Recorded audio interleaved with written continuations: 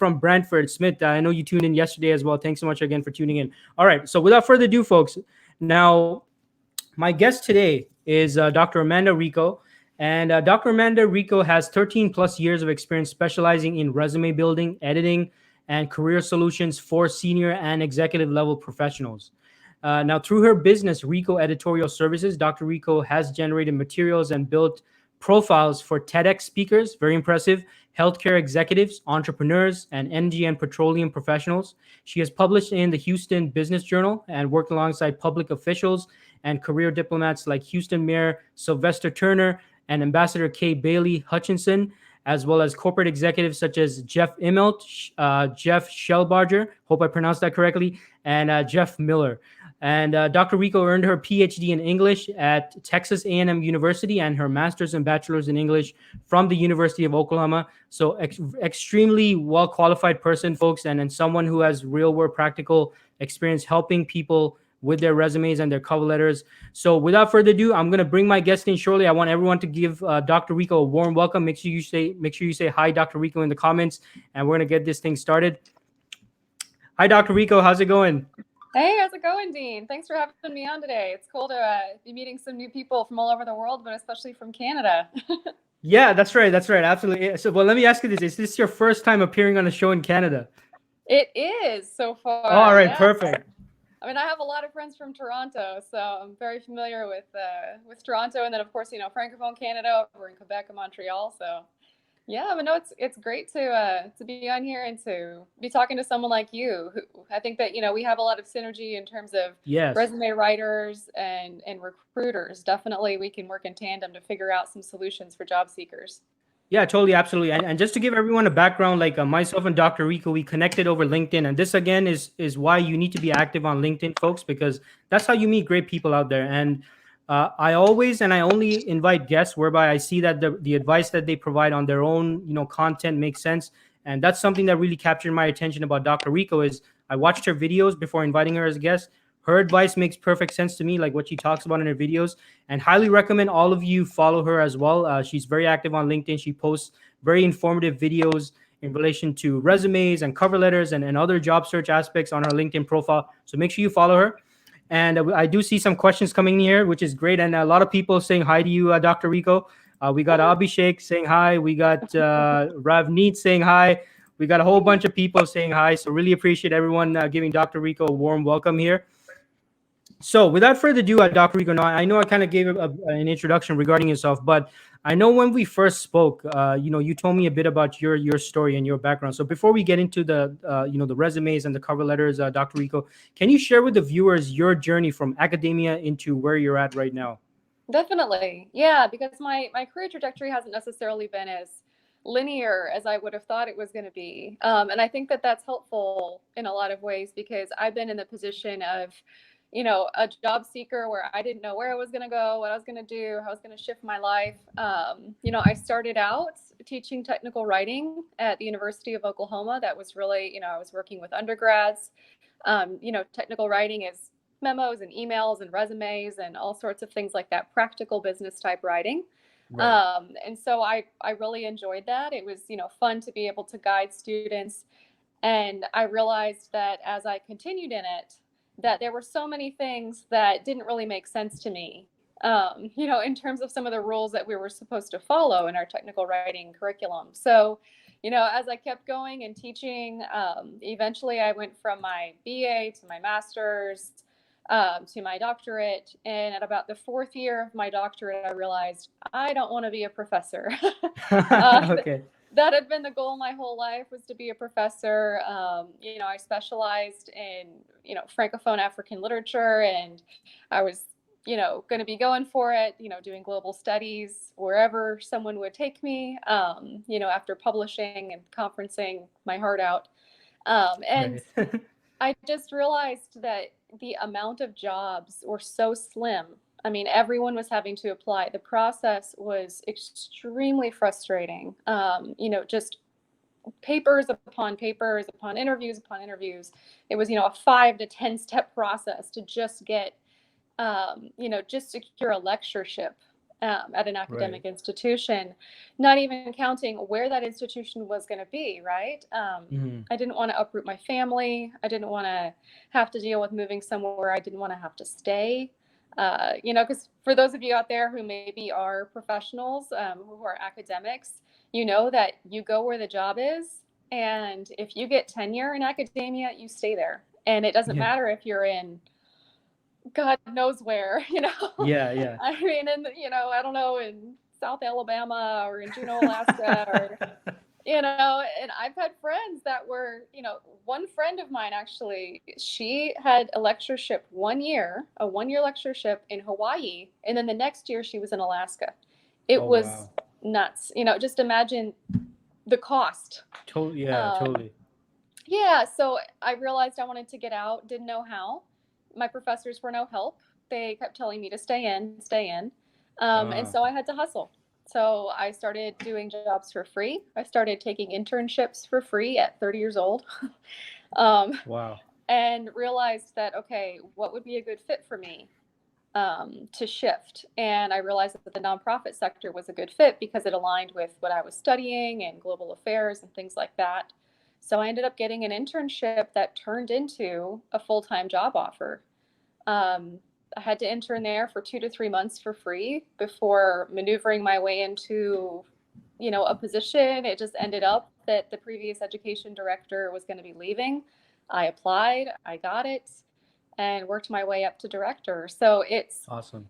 one of those situations where I know a lot of job seekers are in, where, especially right now, the prospect of having to do work for free can be really, really scary and daunting and frustrating. But if it means that you're still hustling, that you're still Hmm. making inroads and you're still networking, then at least try to do it, especially right now if you can do it remotely. I really do suggest that because it's led to some real world experience that, Yeah. combined with the doctorate has really given me a lot of clout. And it's one of those things where, you won't know unless you actually get out there and just start pushing.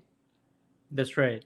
That's right. Absolutely. And thanks so much for sharing that, Dr. Rika. So, folks, for those of you watching, the reason why I wanted Dr. Rika to share that, because when she told me her story, I found it very inspirational because a lot of you might kind of be in the same shoes right now where you're having difficulty, finding work. Maybe you're in academia or maybe you're in a different industry. You're trying to make a switch into a totally another industry. So Dr. Rico has been exactly where you are. So she's not just someone giving out advice, that she reads about and stuff like that. She has experienced this herself. So, and I believe that is the source of your advice, Dr. Rico, in terms of your own personal experiences as well.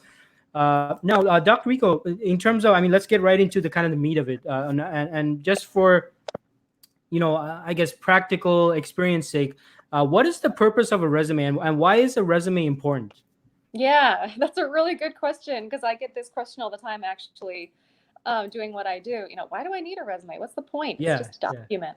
Well, the resume is a tool. And I like to say the resume is a tool, not a magic lamp, because I'll also get people who say, well, can you guarantee me a job if you write my yeah, resume? And the answer is always no. Like, no one, if someone guarantees you a job, you know, giving you resume writing services, if they say that, oh, well, we can absolutely guarantee that you'll get an interview or a job, or that is not a good business model. First of yeah, all, I'll just say that. yeah, And it's not fair for them to be saying things like that because the resume is a tool. And once that tool is provided, that tool is meant to get you through doors, right, right? So that tool is meant to get you through an applicant tracking system. It's meant to make you stand out to recruiters. It's meant to, get into, an HR manager's, vision. And so that they can yeah, read it, it'll stand out to them, but it's not a magic lamp. So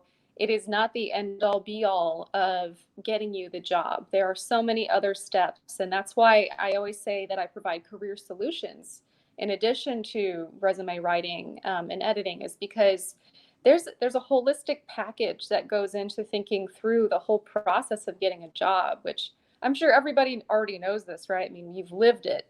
You've filled out the job applications, you've gone through the interviews, you've gotten to that last stage and been rejected. It's, it's one of those things where the resume is the first impression that you get, And so as a tool, you want it to be as tight, concise, and as bold as possible.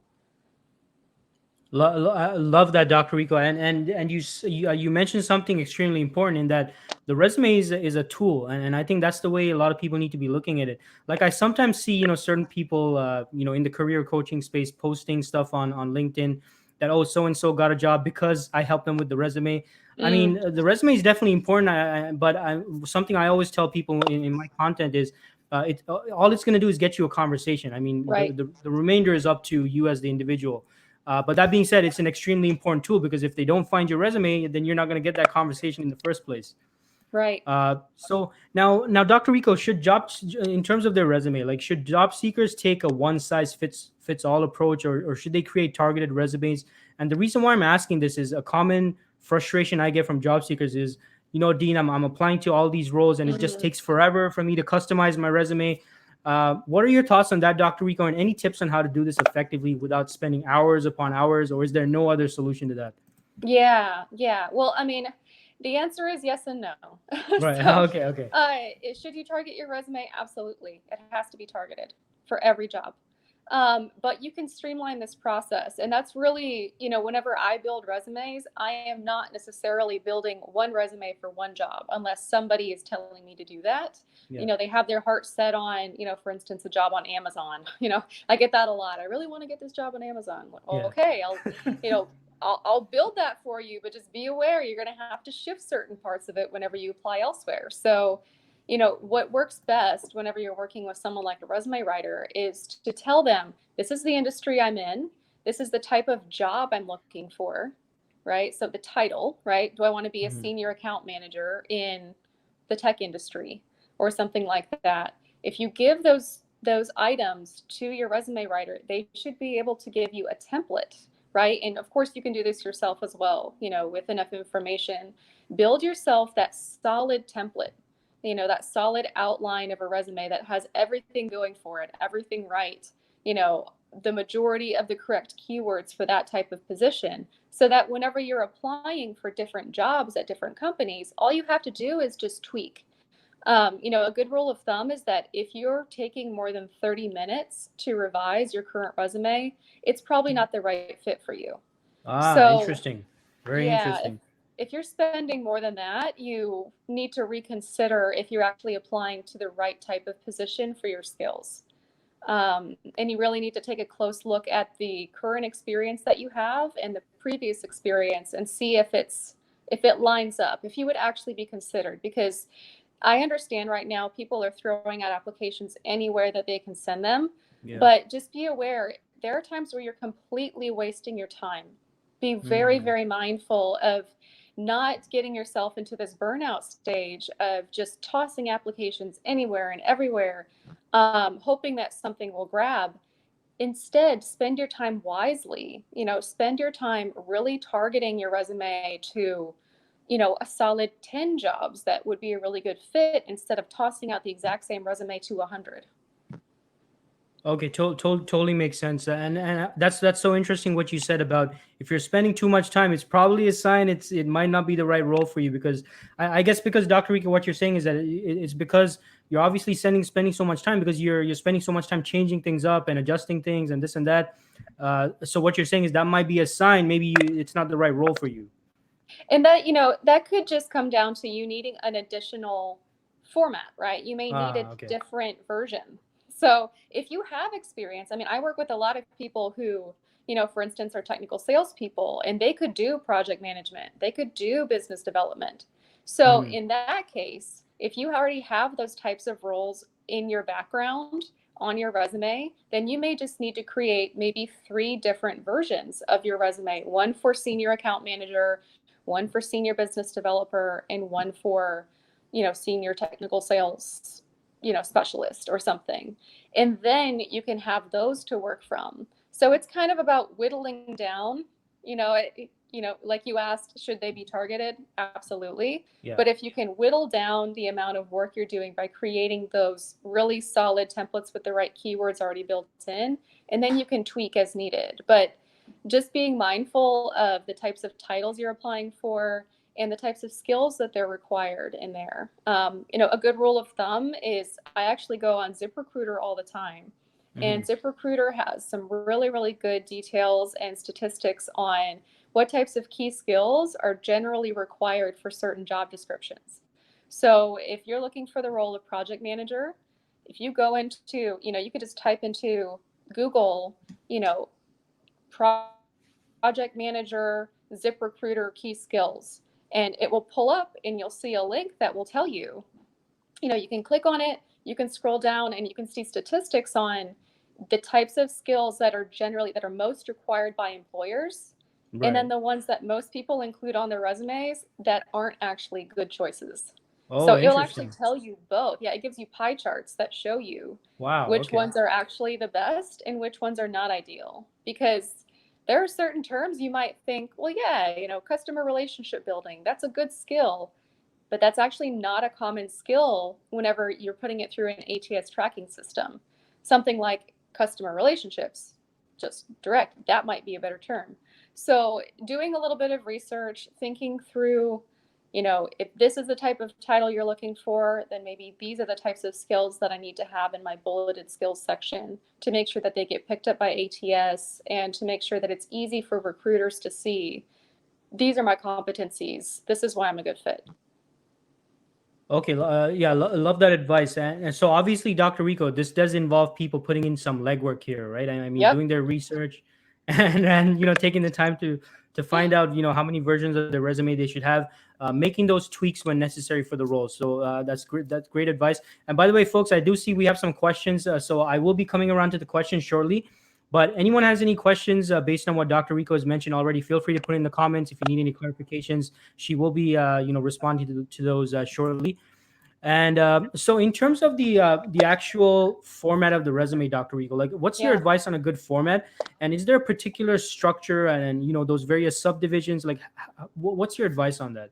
There is an ideal outline for a resume.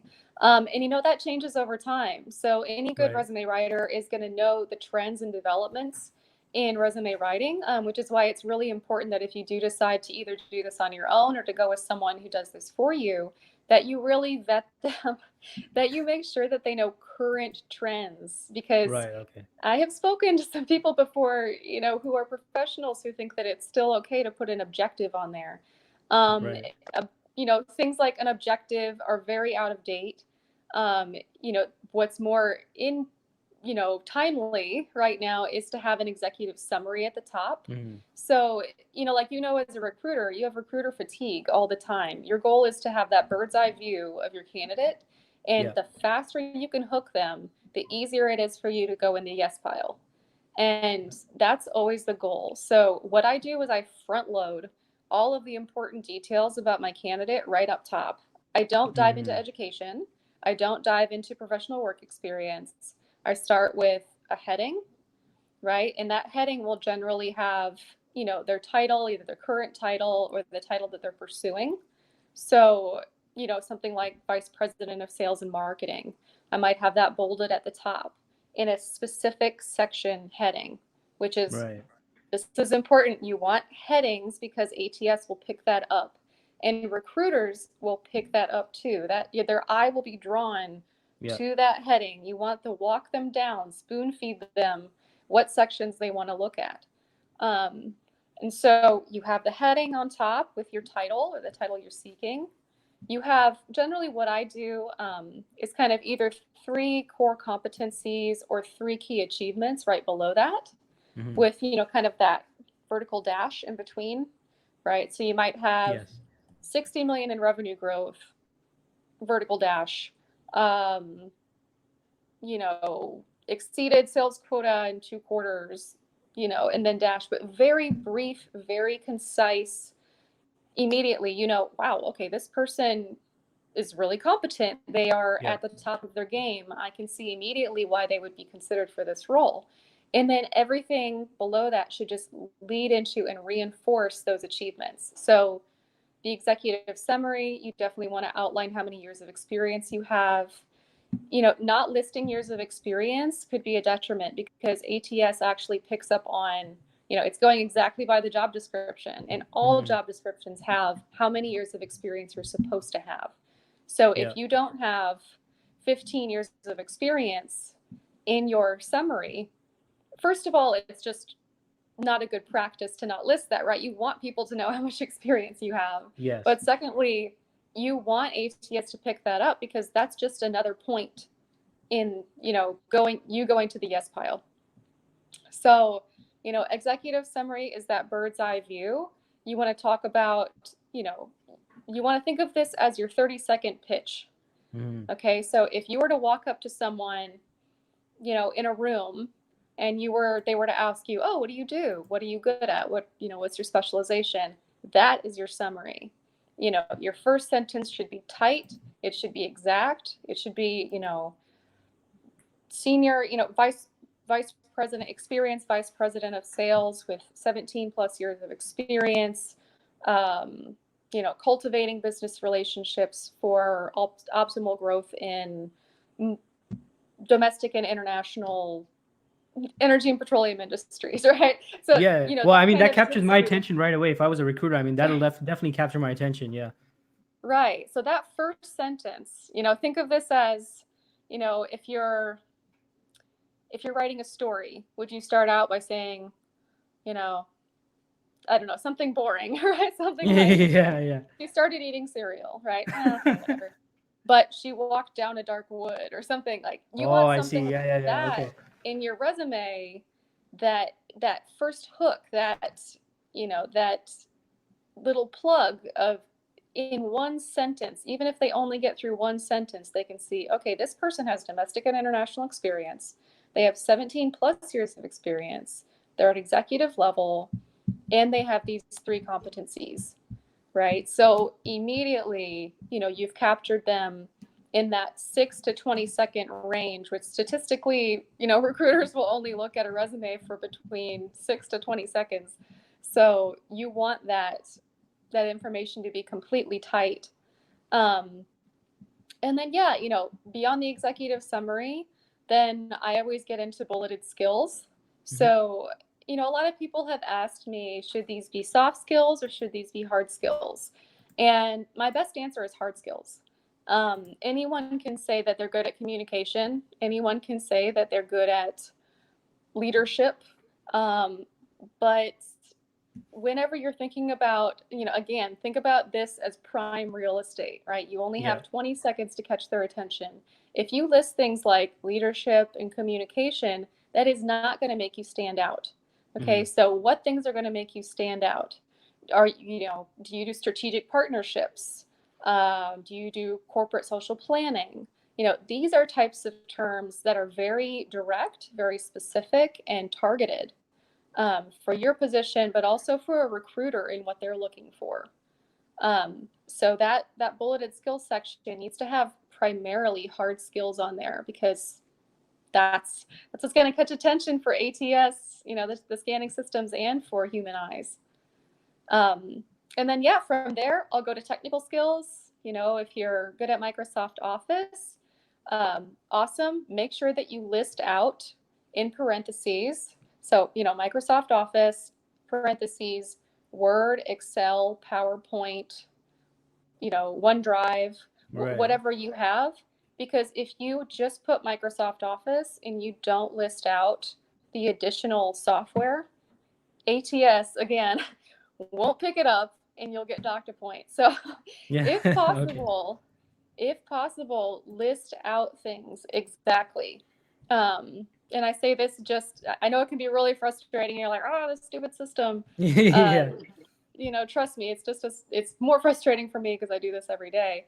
But, as much as you can, if you have an acronym on there, list out, spell out the Yeah. words and then put in parentheses the acronym, because there are going to be plenty of times where, even if a recruiter or a HR manager is in your field, they may not know what the acronym is that you're using.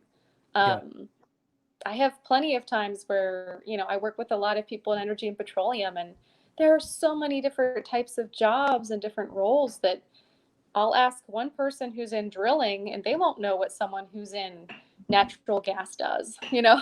So Right.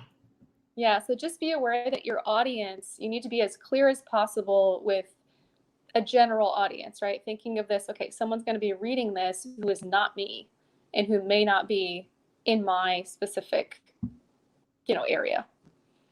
Okay, So, got it. yeah, so definitely, make sure to include your technical skills, right? So we're front loading it, right? So far we've Yeah. gone from your heading, right? Of course, you have your contact information on top. One thing I will mention, never, ever, ever put anything in a header or a footer. If I can get one thing across, do not put anything in a header or a footer. The scanning systems will not read it.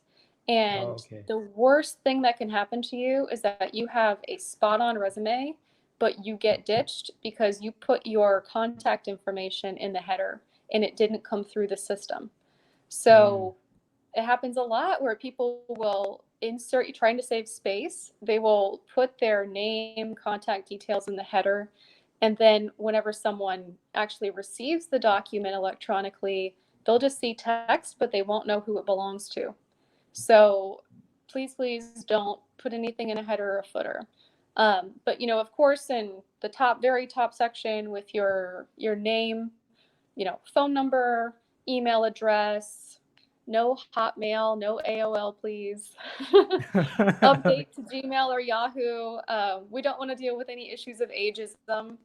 Yeah. So Hotmail and AOL, don't use those. Oh, very interesting. Yeah, I didn't Also, even think about that. Yeah, that's a good one. That's a really yeah, good one. yeah, there are things that you can avoid on your resume that will keep you from getting discriminated against.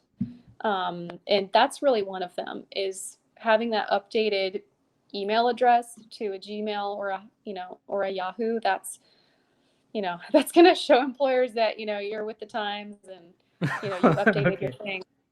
And at the same time, making sure that that email address is appropriate. So something like, amanda.rico@gmail.com is better than, you know, a Rico 025 1982. Mm. Like, just be mindful of someone is going to have to reach out to you using this email. The more that you can register in their mind that, okay, Amanda Rico is the candidate that I'm talking about, the better, Right. right? So if the email address that you want isn't available, please just play with it. Include your middle name, include your middle initial, include, something that will still make it easy for someone to remember, okay, this email address belongs to this candidate.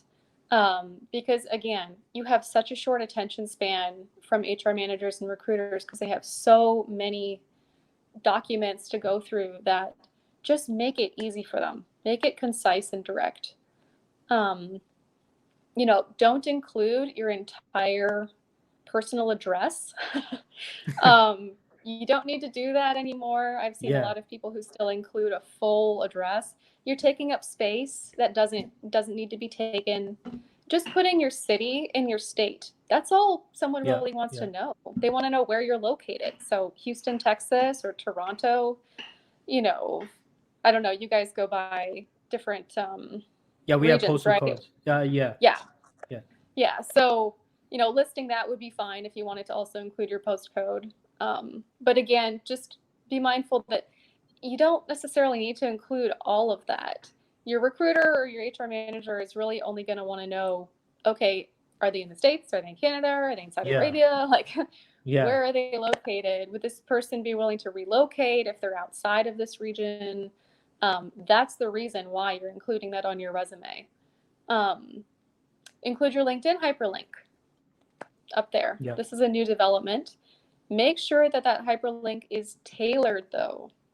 So the way that you can do this, a lot of just basic LinkedIn hyperlinks will have a whole bunch of numbers at the end. And that's not a good look. We don't want that.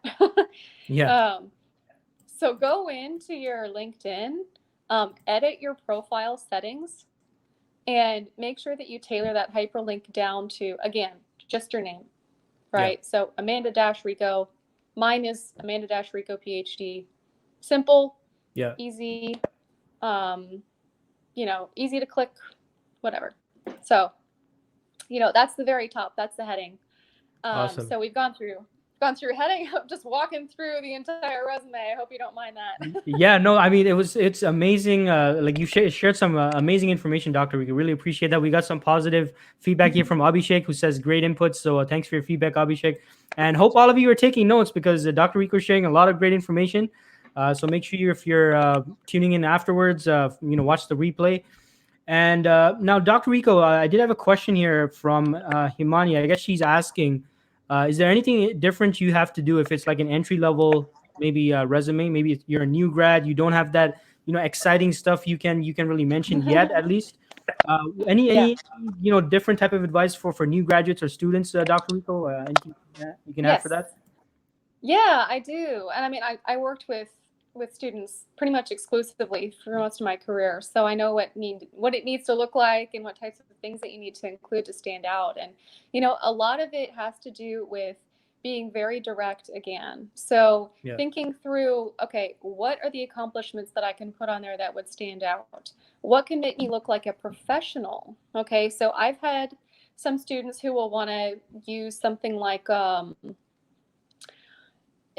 winning a sports championship or something like that. Be very careful about the types of accomplishments that you're putting onto your resume because they need to be relevant to the job you're applying for. Mhm. Always. If you can check yourself, do one section and then check it with the one thing in mind, is this relevant to the job? If it's not, remove it or revise.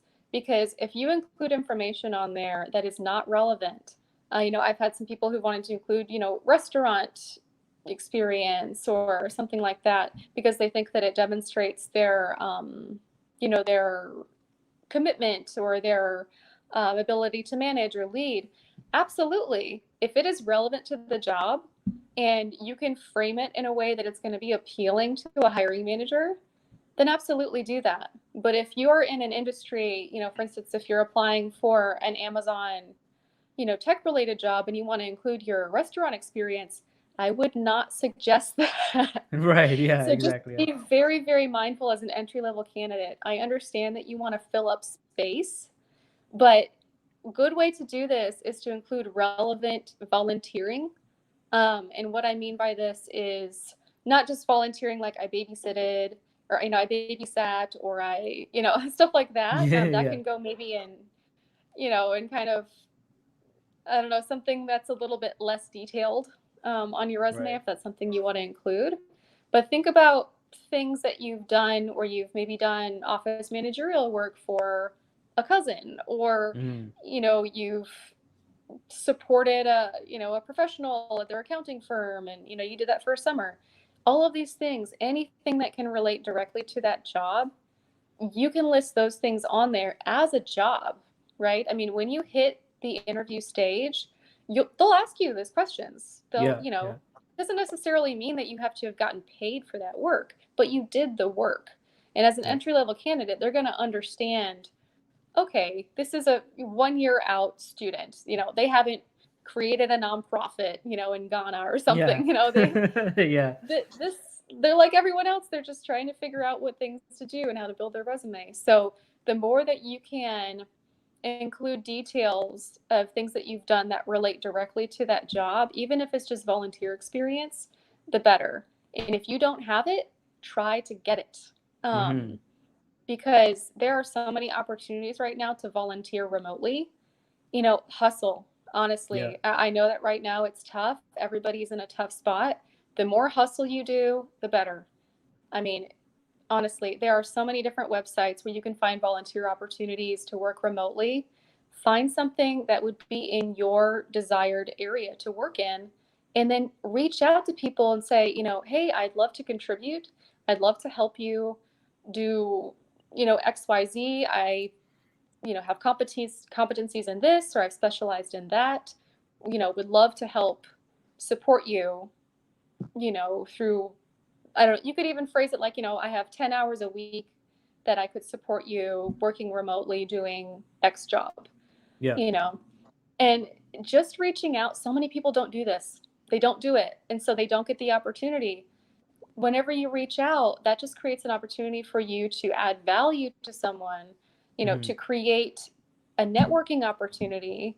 to show that you're a go-getter, to show that you're someone who was a self-starter, and that could turn into a job opportunity. Yeah. Just remember, just because the job isn't posted doesn't mean that a job isn't there. There are plenty of people right now who still need help and who don't have no idea how to find someone to help them. So Yeah. if you're looking for opportunities, you gotta hustle. You gotta Yeah. do it. It's just part of the world now, and gotta spend the time, unfortunately. But yeah, entry level, yes. I mean, I understand, some of the frustrations, but as much as you can, think through what relevant things that you've done. Do you have it? Can you get it? Phrase it correctly for that specific type of job. And keep it to Got one it. page. Don't go beyond one page. If you're entry level and you're at 2 pages, no, you need to revise. Okay, got it. So, and also, Dr. Rico, would you say that mentioning academic projects might be useful as well? I It know in the could tech, be.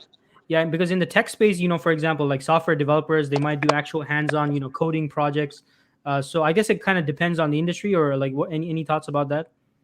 Yes, absolutely. So, I mean, again, you're writing for a specific audience. Know your audience. Yeah, Research your yeah, audience. Even reaching out to people in that field, or if you know people in that field, say, hey, if I were applying for this job, preferably you're talking to someone who already has that job. yeah, um, yeah, is that, is X something that you would want to see from a candidate? And yeah, most people will tell you directly. They'll be like, yeah, or maybe, or no, not really. So, you know, again, this comes back to networking, knowing your yeah, audience, figuring that out. But yeah, there are plenty of industries that want publications. They want projects because they want to see that you're prolific, right? That you are yeah. producing content that's, making you a thought leader in your sector. And, that's not going to be true of all industries, but there are many that want that type of background. Awesome, amazing, Dr. Rico. And now, kind of moving on to the topic of, I really wanted to ask you your thoughts on video resumes. And I did have a question Yeah, here. Yeah, I did have a question here this from keeps Joel. coming up in your resumes. Yeah, so I did have a comment here from Joel Madera. So shout out to Joel. Thanks for your question. So Joel says, guys, I started to make short videos describing myself and attaching this link in my resume. Is this a good approach? What are your thoughts on this, Dr. Rico? I mean, this is a new development that is not well researched yet. Yeah, I will say that, and I'll say that um, document resumes are going to be around for a long time. yeah, I don't necessarily think that I would only switch to a video resume. I think it's really smart, to include maybe a link in your resume if you want to.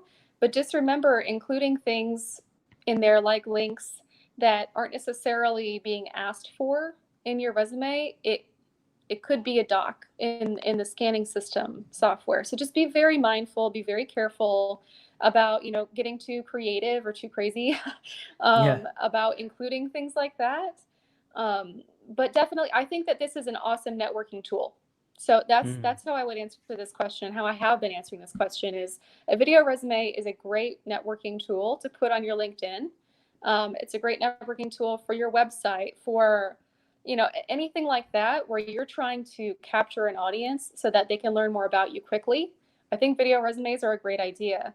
They're never going to be, well, I wouldn't say never, but not yet. It will yeah. take many, many years for a video resume to be a standard procedure in a job search. So I would say don't spend too much time on things like this.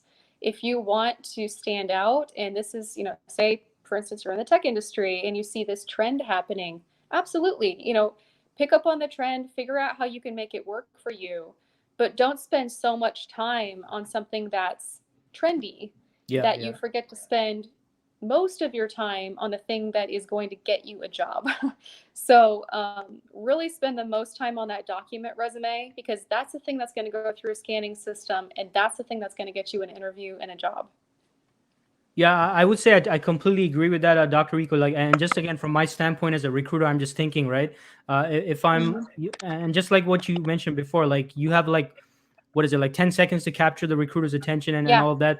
and a video resume, like if let's say you get like 20 video resumes, like how realistic is it the recruiter is going to go through all 20? Like that could take hours, right? I mean, watching Yes. everyone's videos. So I would say I definitely agree with that, and hope that helps, Joel.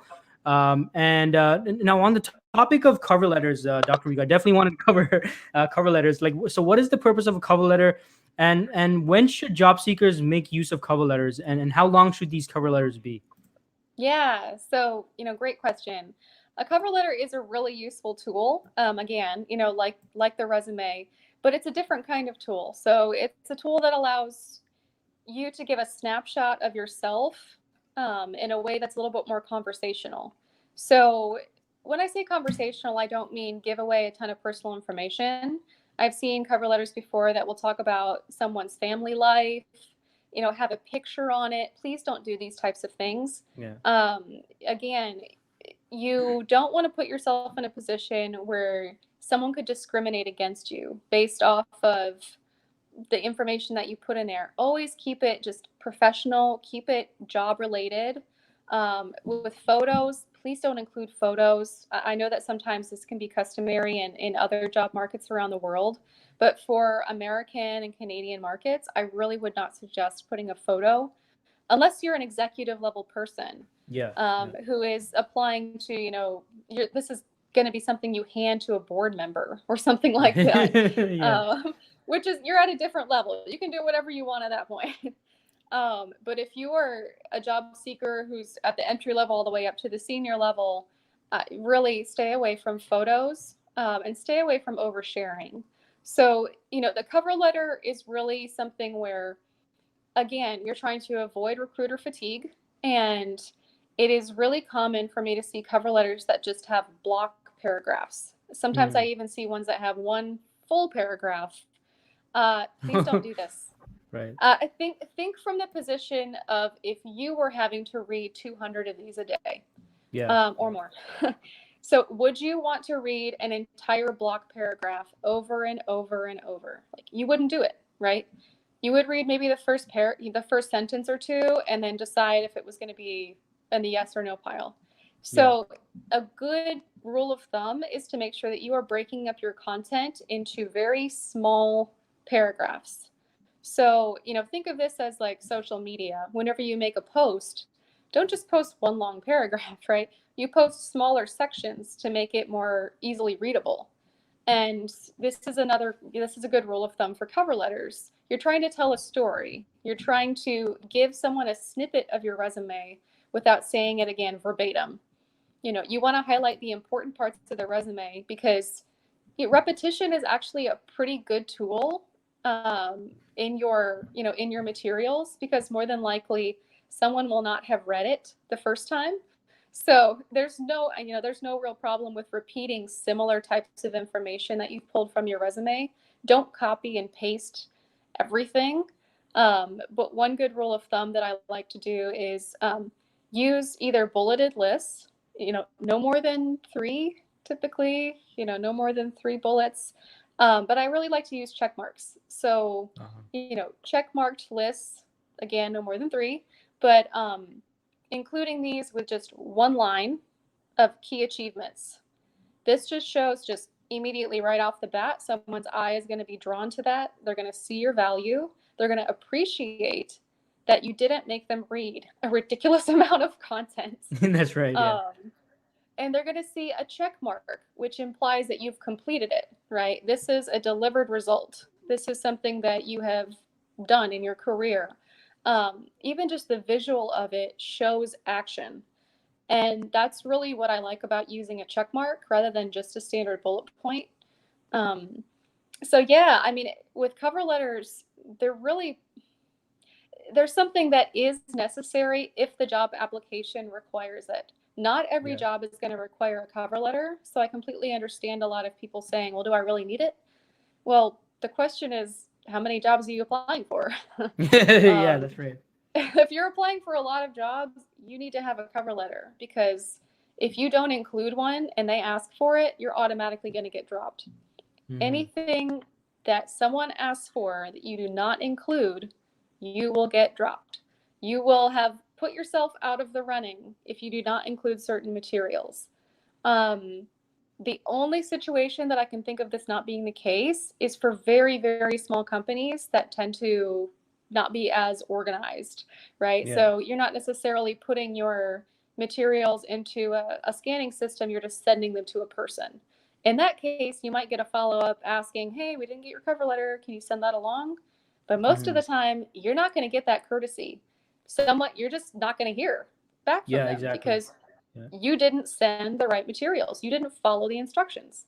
So follow those instructions. Really, if there's one thing I can drill in is follow the instructions. Um, make sure that you're not thinking of this as just a fast and quick way that, oh, the more that I send out, the easier it'll be for me to find a job. No, people Mhm. are looking, they're not just looking for someone to fill a position, they're looking for the right person to fill the Yeah. position. And there are hundreds of other applicants besides you. So if you don't take the time and read the directions and target your materials to that position, you're doing yourself a disservice and you're really wasting your time. Um, so yeah, that's just some Yeah, yeah. No, I mean that's real great. advice. Yeah, fantastic. No, and I see a lot of positive feedback from the viewers as well. You're sharing some great information, Dr. Rico. Really appreciate that. Now, Dr. Rico, on the topic of LinkedIn profiles, what are Yeah. some best practices you can suggest in regards to LinkedIn profiles, and what are some common mistakes you see people making? Sure. And to start this portion out, I will give a huge shout out actually to a Houston-based recruiting company called CGL Recruiting and Melanie Woods, who does videos every single week on hacks for LinkedIn and resumes, because I personally have learned so much from her. Awesome. So if you can look up CGL Recruiting, CGL recruiting. she's awesome in terms of putting out those videos that really help job seekers. She actually just posted another video this morning saying, I'm still seeing the same problem on LinkedIn. Please fix this, job seekers. So I will provide Right. you with her tip. Again, qualifying, this is not something that I am saying from my experience, Okay. but she has given me this tip of, okay, the thing that we're seeing all the time is the open to new opportunities heading section, right? I completely understand wanting to highlight the fact that you're open to new opportunities, but whenever you put this in your heading, you're telling a recruiter, an HR manager, absolutely nothing about what you do or what you're good at. Yeah, All they see exactly. is your face and open to new opportunities. They're going to have to search in your professional work experience to see what you do. Yeah. You do not want to have to make anyone work for that. So remove that. Please, please, please remove that. Remove open to no opportunities and instead put what you have done. Okay, so if you were an account manager, if you were a business developer, if you were, a career strategist, something like that, include those competencies or those roles with, you can again use that vertical line, in between them. You'll see this a lot on LinkedIn. People use the separation, and that's Yeah. a good rule of thumb to use. um, Include that in your heading and then put open to new opportunities in business development or whatever as a new work experience. Okay, so whenever you go to add a new profile section, hit new work experience and then add add open to new opportunities in specific titles, Yeah. right? So that, and then of course, for the company, you always have to include a company name. You can put open to new opportunities in that section. That's not a problem.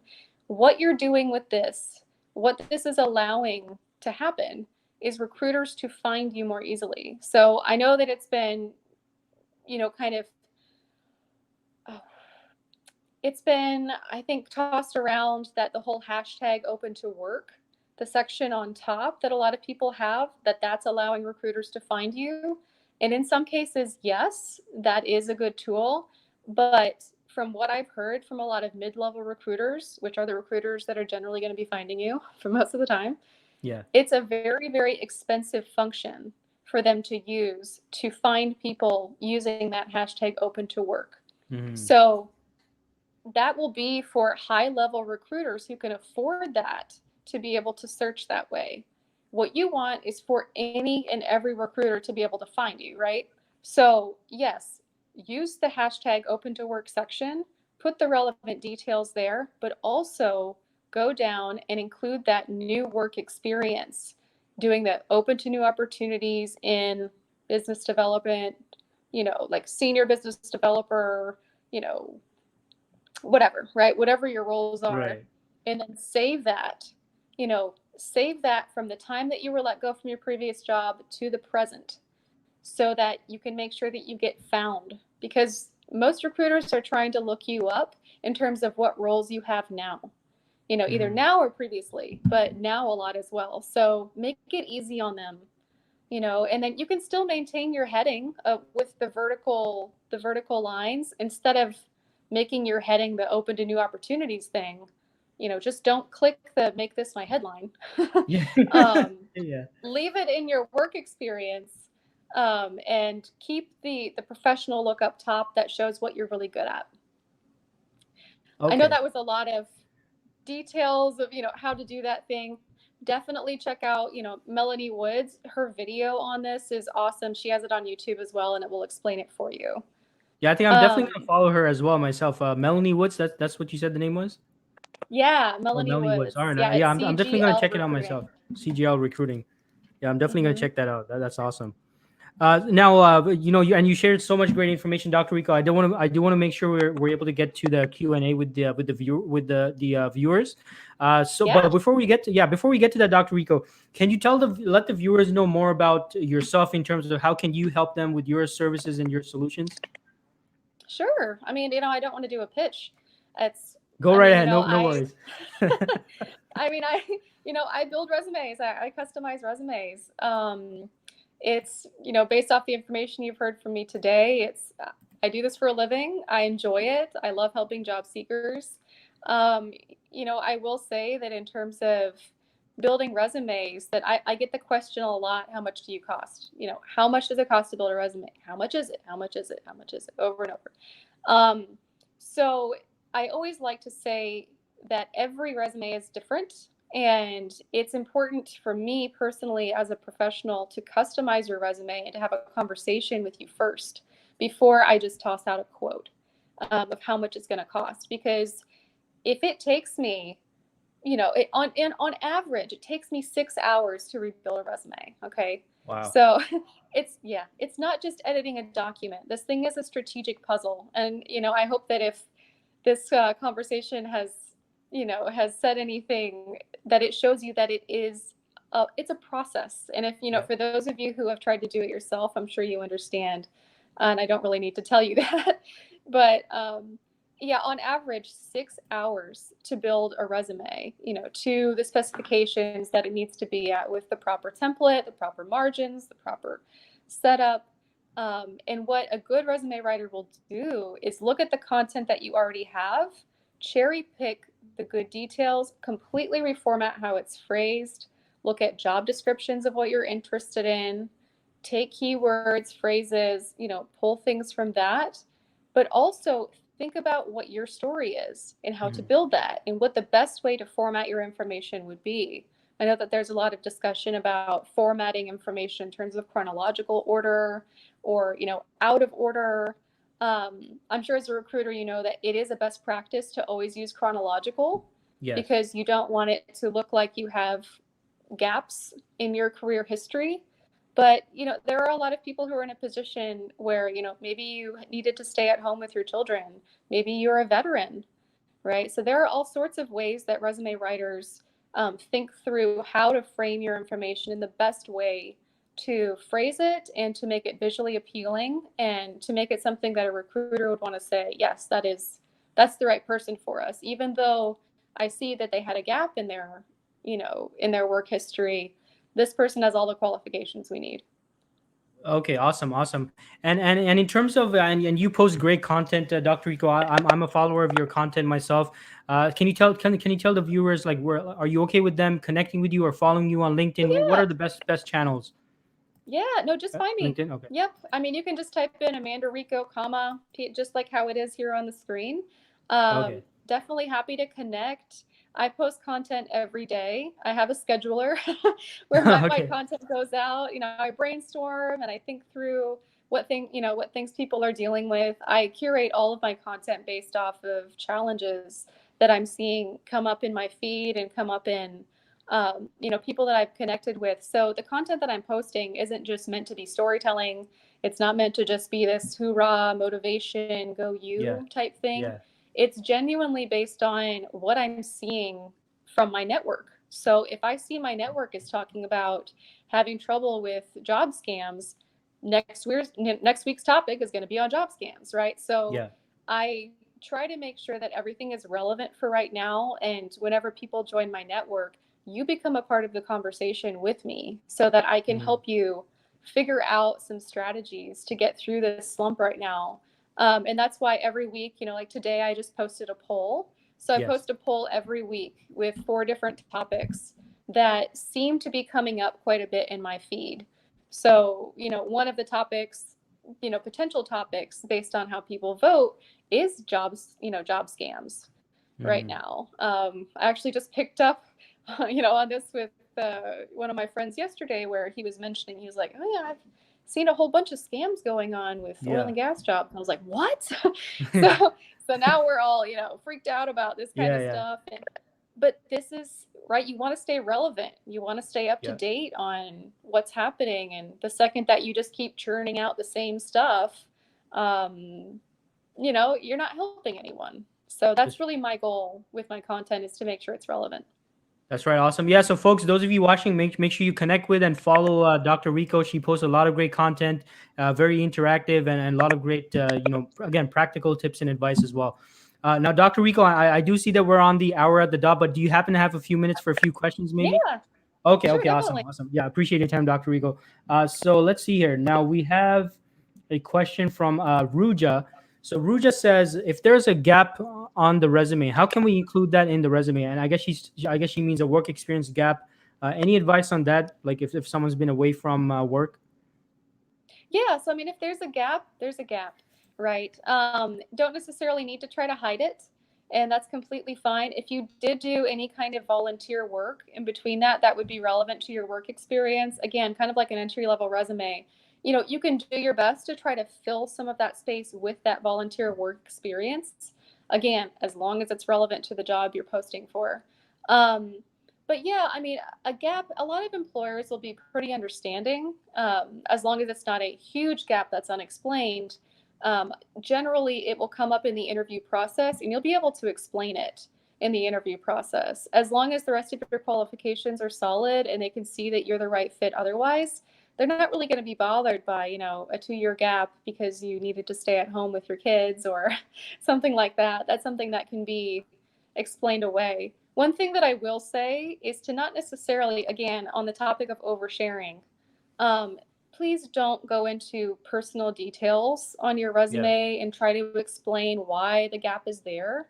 I understand the tendency to do that. I've seen it quite a few times where someone will say, 2000 to 2003, stayed at home with children. Don't do that. Again, we don't want to invite any opportunity for someone who has eyes on the resume to discriminate against you. Hmm. Um, just leave that off, leave the gap. And if they have questions and you feel comfortable answering that question in the interview, then address it then. But don't feel like you need to explain away every single gap that you have. I've had someone, try to say they wanted to explain a month gap away. Oh Don't wow. don't do that. You don't need to do that. Yeah. You are not a slave to your employer. It's a Yeah. mutually beneficial relationship. They need Yeah. you and you need them. So do not make yourself, you know, completely subservient to what you think they're going to want. Just hold your professional boundaries. Right. Great advice. And hope that helps. I believe it was Ruja who asked the question. So hope that helps, Ruja. Another question here, Dr. Rico, is from this individual who says, good point on the email address. What about more than 20 plus years of experience? Would you put it in the resume or LinkedIn? I guess they're asking Dr. Rico, should they put all 20 years of their experience? Yeah, if you have 20 years of experience, go for it. Now, there's a debate going on with a lot of resume writers of, is the experience length 15 years or 20 years? Yeah. Of course, anything beyond 20 years, don't, please don't include it. If it's, you know, prior to 2000, at that point, employers stop really listening because they say, okay, well, maybe they did that long ago, but they're not going to have the competency in that now. So yeah, if you have 20 years of experience and it is relevant to the job, please go ahead and include it. Definitely. I mean, I've worked with a lot of people who are 20, 30, sometimes even 40-year people. It's always, again, going back to that topic of discrimination or of oversharing, things like that. Be cautious if you're someone who has experience over 20 years. Really make sure that your approach is very fresh. Make sure that you're not, again, going past the year 2000 in your experience. You can say that you're an experienced, you know, how would you say this? You wouldn't say veteran, but the word escapes me right now. But you Right. can show how much experience you have and how qualified you are by showing on your resume rather than having to tell. Mhm. So, yeah, I mean, I think that it can be tricky, and I totally Yes. understand, wanting to include all the experiences. But yeah, just tighten it up because more than likely, if you have more than 20 years, the recruiter isn't even going to get to the bottom of that page. So Got it. just keep it as tight as possible. Okay, excellent, excellent, and hope whoever asked that question, hope that helped you out. We have time for one more question, and I know we'll have to let Dr. Rico go, but let's see here. So we got Neha, who says, "Can you please share your views on job seekers with transferable skills into a new role or industry? More specifically, do functional resumes work?" Mm-hmm. Yeah, definitely. So this is a really good question, and it's something that I've been working with a lot with my clients. I've actually been building two different resumes for most people. Most of my clients are coming in, and one of my first questions to them in the consultation is, "Do you want to stay in your industry?" Because so many of them are wanting to switch industries. And I think that having those two different resumes for two different industries is really your best way to go. Um, a functional resume, again, if you skip out of that chronological format, it's a risk. So be Yeah. very Yeah. careful about going to a different resume style. Again, those scanning systems are looking for specific dates. If you have too many gaps because you haven't been in that field, it can really be a detriment and you can be wasting your time. So just be very careful and think through if you actually have enough qualifications to be considered for that new industry. I mean, of course, you may have some really good transferable skills. So, what might be the case is that you just need to take a little time and get some work experience in that industry before you start applying for jobs. Um, I know that it's frustrating. I completely understand. It may take a little time for you to get some background in that. And again, maybe having to work for free, maybe having to spend some nights or some weekends taking courses to, be able to learn that new industry. But if you're really committed to shifting or pivoting industries, that should be something that you build into your time management so that you can get out of the industry you're in if it's not a good fit. Awesome. Great advice, Dr. Rico. Neha, hope that helps. And we're going to wrap it up now, folks. Just one more, I guess, some feedback from Dina here. Appreciate you tuning in. Dina says, "Hey, Dean, I must say your guests are getting better by better each session. Dr. Rico, thank you for your enthusiasm to help the world. Dean's Army on LinkedIn." All right. Thanks so much. Yeah. Thanks so much, Dina. And Dr. Rico, thanks so much for your time. And hey, folks, for those of you watching, if you want me to bring back Dr. Rico, let me know in the comments. Okay. I'm going to do my best to bring her back and, keep I'd be helping you happy to all come of you. back. Awesome. We'd love to have you back, Dr. Rico. So that being said, Dr. Rico, thank you so much for the time you spent with us. You shared so much great practical tips and advice. I truly feel like you went above and beyond with the advice you provided. I definitely would love to have you on again. And thanks so much. And for those of you watching, make sure you connect with and follow Dr. Rico. Again, a lot of great content and tips and all great stuff that she puts on our LinkedIn. So make sure you do that and feel free to engage with her content and continue the conversation from there. That being Yeah. said, yeah, yeah, that's right. That being said, thanks so much, everyone. Everyone have a great rest of the day. And Dr. Rico, thanks so much again. Of course, we're almost to Friday, so hooray! Yeah, that's right. Almost there. All right. Bye, everyone. Bye, Dr. Rico. Bye. Thank you. Bye.